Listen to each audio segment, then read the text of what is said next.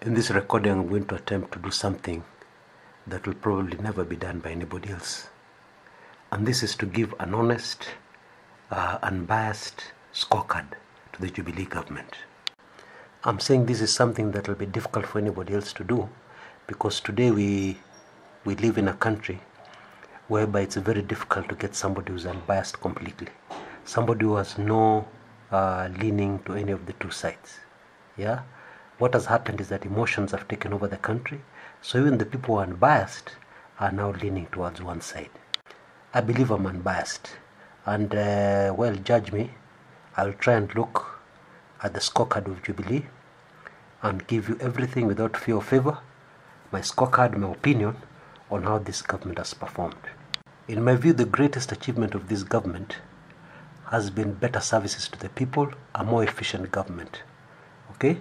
Now this is difficult for some people to see, especially if you're not an ordinary Kenyan. What am I talking about? The Huduma centers countrywide have really helped a lot of Kenyans. Yeah?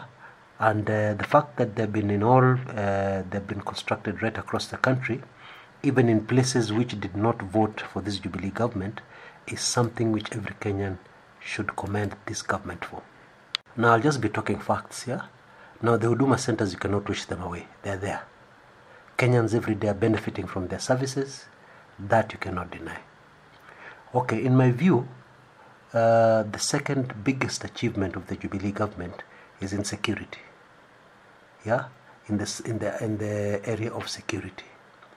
Now, of course, many Kenyans have already forgotten what happened shortly after this government took over in 2013, when the country was almost overrun by terrorists. The president found himself under tremendous pressure to act and to act quickly. Yeah. Now, comparing the situation in Kenya and other places in the world which have been faced with almost similar situations, I think the way our government reacted, the way it managed to sort out the problem, was amazing, to say the least. Yeah, and that deserves recognition by the people of Kenya. Of course, we're not yet out of the woods, far from it, yeah? But this is a scorecard. When you give a scorecard when you give a report card to our people at the end of the term, you do not say because they did not score 100% they have failed, yeah?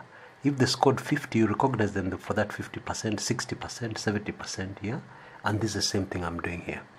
So on security, I believe this government has done an excellent job, especially in terms of terrorists. Now, of course, our biggest problem remains security, criminal acts within our own people, within the country.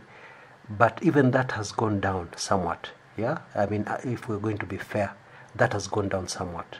The fact that there's rising acts of criminality, of murders, of kidnappings and all that, you cannot put the whole blame on the government, okay? There are many other factors that contribute to this, yeah? But under the circumstances, you see, sometimes also, there's a situation whereby you can, something can look very easy, or you can think somebody's doing nothing until they leave the job. Then you realize, kumbe this guy was doing, because things go just south, things get worse, okay? So that is my view, that's my opinion on that. Now, if I could go back briefly to better services to the people and a more efficient government, I'm comparing this government to past governments. It's much easier now to get things done, yeah? And one of the reasons for that is that a lot of things have been computerized, yeah? True. And this has gone a long way in making service delivery better. So there's been an effort in that area, especially when you compare it to past governments, because you cannot compare it to future governments. We can only compare it to past governments. So all this I'm comparing to past governments. Yeah. Now, in the event that there's a new government which takes over, I would not like to bring security to be a campaign issue, as I've mentioned in my past recordings. I personally believe security is so sensitive that it should stay out of campaigns. But a word of advice, in case there's a change of government, security is going to be a major issue for any new government. I also know that the view amongst the opposition, if they take over power, is to withdraw troops from Somalia. I would urge them to rethink that and to sit down with the security experts and those who know this matter deeply, because there are a lot of security. It is not very wise for anybody to comment on the security issue, because government knows a lot of things about security. Privilege of information. They have a lot of information other people don't have, who seem to comment like experts on it. Yeah, one of those is Somali, and I just happen to be a bit lucky in that I know a little more about that. Some of it I've shared in my club 1999. That is an issue they will need to rethink, okay? Because it's not black and white. It's not what they think, okay? Just a small aside there. Now on roads, actually, there have been a lot of roads built in the country. The only problem, the only big blunder the Jubilee government made was to overstate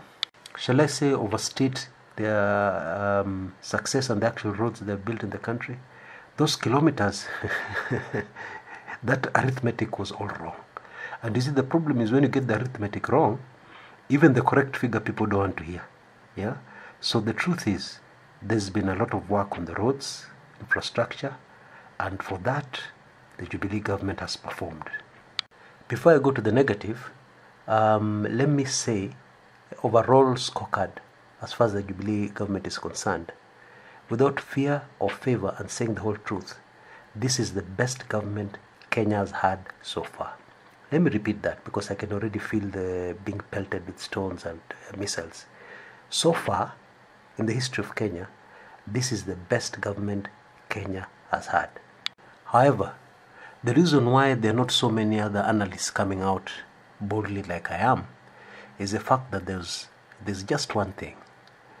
The country is demanding much more than it has demanded in the past. We have moved very fast since the passing of the new constitution. The standards are much, much higher. So in view of the higher standards, the government should have realized that actually they're expected to perform much better. Yeah, and there are some key areas they should have looked at more carefully. Now in the second part of this recording, I will deal with the negative points, yeah, and I will give my overall assessment of this government going forward. And I hope, I don't hope, I expect a lot of criticism. I expect a lot of debate on this. Yeah, no abuses or insults, please. Let's just state facts the way they are. Okay, this is Kumekucha. Just click on that link you see at the top if you've not come too early to this video, and you'll be able to go to part 2 of this analysis. Thank you.